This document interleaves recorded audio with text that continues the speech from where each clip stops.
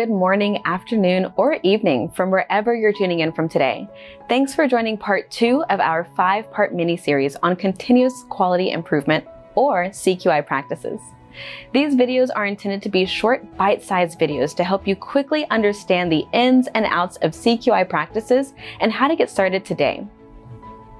Today, we'll explore the critical components of outcomes and outputs for nonprofits, equipping you with the knowledge to drive positive change within your community.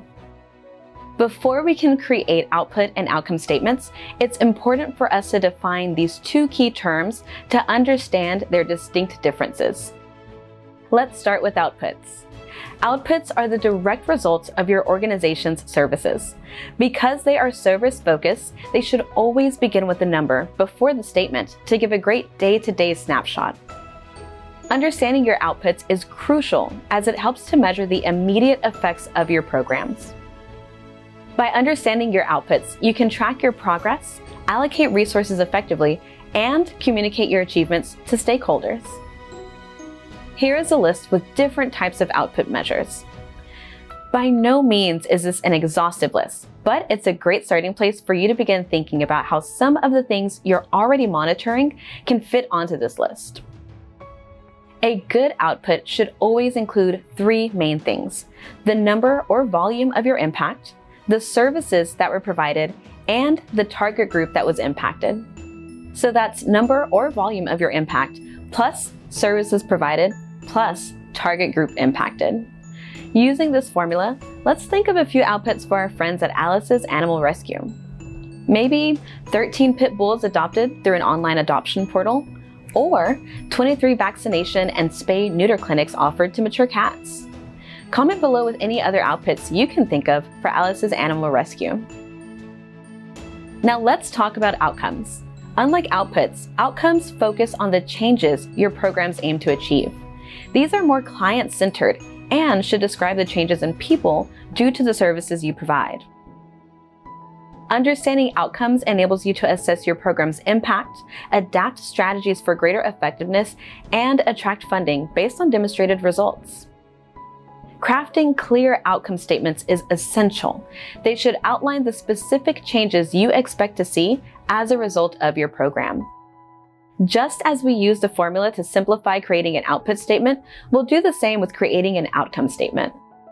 A good outcome statement should also include 3 things: your target group, a present tense verb, and what you want to happen, aka what change should the target group undergo.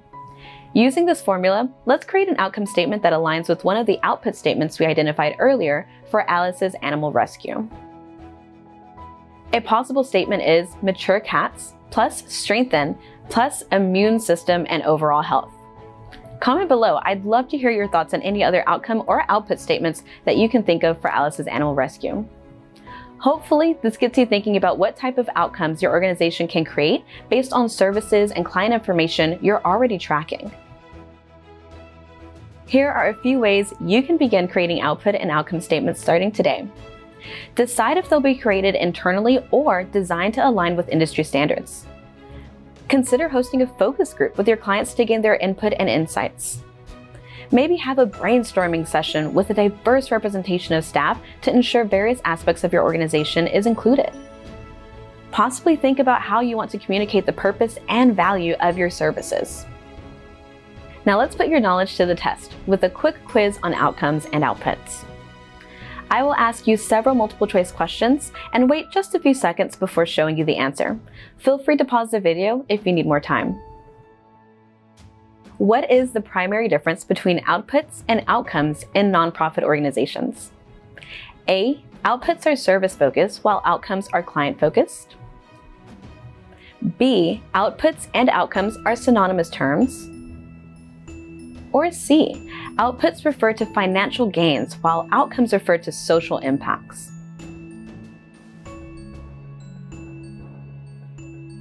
Why is it important for nonprofits to understand their program outcomes? A. To allocate resources effectively.